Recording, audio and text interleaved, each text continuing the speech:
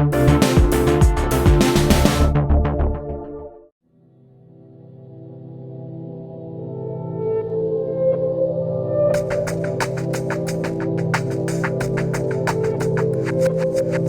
were you doing back on June 1st, 2009?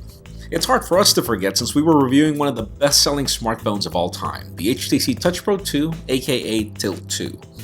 Even if it's only been 4 years since its launch, these were very different times. Back then, slide-out QWERTY keyboards, a stylus on resistive touchscreens, and Microsoft's Windows Mobile operating system were important.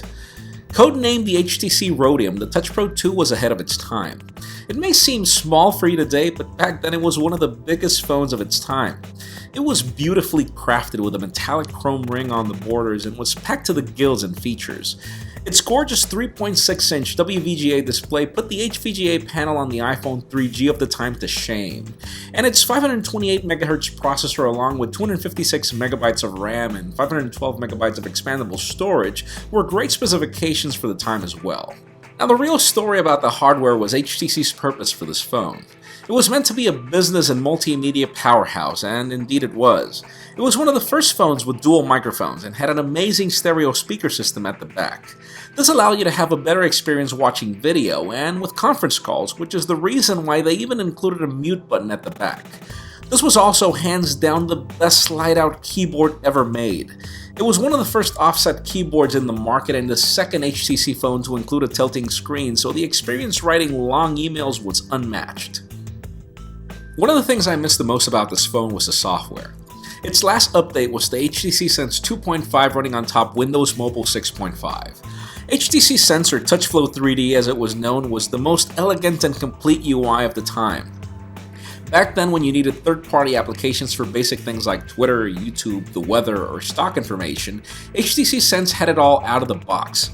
If Samsung's motion gestures amaze you on Galaxy phones today, HTC Sense was first in allowing you to respond to phone calls by just flipping the phone on its back and using the speaker, aside from other automated services. This was also a truly open operating system where you can access the file system and even the device's registry and tweak whatever you wanted with it. Heck, I even ran Android on a micro SD card at some point, so there was really no limit to what you could do with this phone. Using this phone was great because back then one-handed usability was actually a feature and the hardware buttons were designed to let you navigate everything with ease.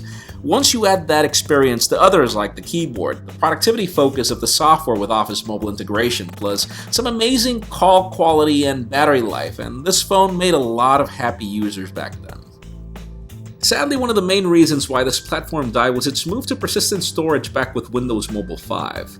The more updates the phone received, and the more clunkier it became, and its resistive touchscreen was also not as sensitive as the capacitive displays of its time, and the fact that Microsoft was reluctant to adopt WebKit on Pocket Internet Explorer just made the phone perform like an old lady when compared to the iPhone or even some of the Android phones of back then. And no, I'm not going to waste your time talking about photo or video quality because back then these things weren't really important and the 3.2 megapixel camera on this phone without a flash didn't do a really good job. Bottom line, even with Windows Mobile holding this phone back from the experience we deserved, we miss these times. Back then, less wasn't more. HTC did an amazing job in giving you the best experience for your money. The Touch Pro 2 went on to be one of the best-selling Windows Mobile phones of all time, available on all carriers in different variants, and yes, it did deserve praise. It was a beautiful phone, and we all can't wait to see HTC gain the sort of popularity that it had with this phone once again. That's it for our throwback of the HTC Touch Pro 2. Thank you very much for watching. Did you own this phone? Did you like it back in the day? Because I really enjoyed my time with it. Leave us your comments down below and make sure you also follow us on social media. Subscribe to our YouTube channel as well. You can follow me on Twitter, Jaime_Rivera. Please give this video a thumbs up if you like what you saw. I am Jaime Rivera. Thank you very much for watching. We will see you on the next video.